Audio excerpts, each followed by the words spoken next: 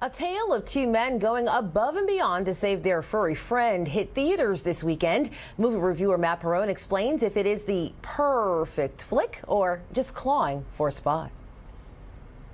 Welcome to another Monday. Apparently, The Jungle Book remains king of the domestic box office. Captain America: Civil War destroyed the overseas box office, but we have to wait one more week for it to blow up the numbers here. Speaking of blowing up, the winner of this week's new releases was the kitten-based gangster warfare movie straight from the comedic minds of Key and Peele.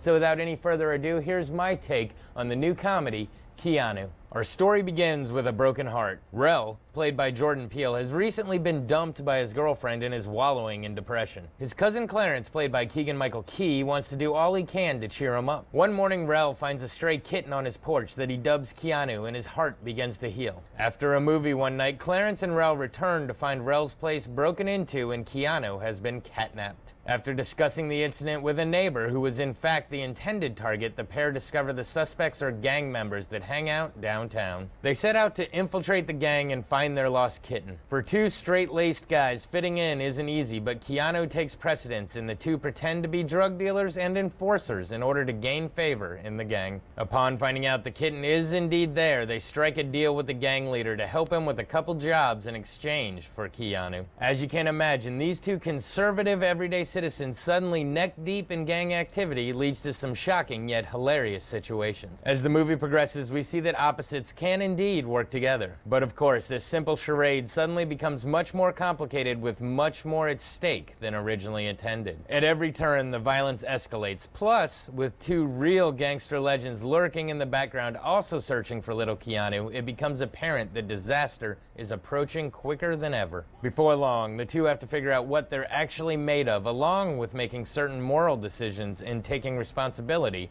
for the consequences. Of course, all the while, the humor flows, making everything just a little more lighthearted. So, I'm gonna start by saying I had high hopes and was extremely excited going into the theater. I find Key and Peele hilarious and was hoping that the humorous aspects of their show would transition flawlessly onto the big screen.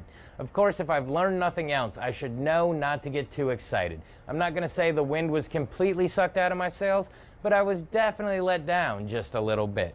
Don't get me wrong, there were some very funny parts in the movie, but it's just not laugh out loud throughout the entire thing. To me, it seemed a little disorganized, like they were making things up as they went along. It's kind of like when you're watching the outtakes on a Blu-ray or DVD, except that they didn't choose the funniest ones to put in the movie. There are some callbacks to the TV show which are extremely funny, and the running George Michael gag is very humorous. But other than that, it was just a little scattered for me. Now, I know that people are going to disagree with me on this. I know there are some people who were out of breath laughing throughout the entire film. That just wasn't me. Like I said, there were parts that were funny and the kitten is adorable, but for me, this is one just to watch at home. Well, this has been your Monday Movie Musing. Back to you. All right, Matt, we'll have to keep that in mind. Looks like it went both ways. Some liked it, some didn't. We'll keep it here. We have one last look at your 7-day forecast next, live from Manny Gervais.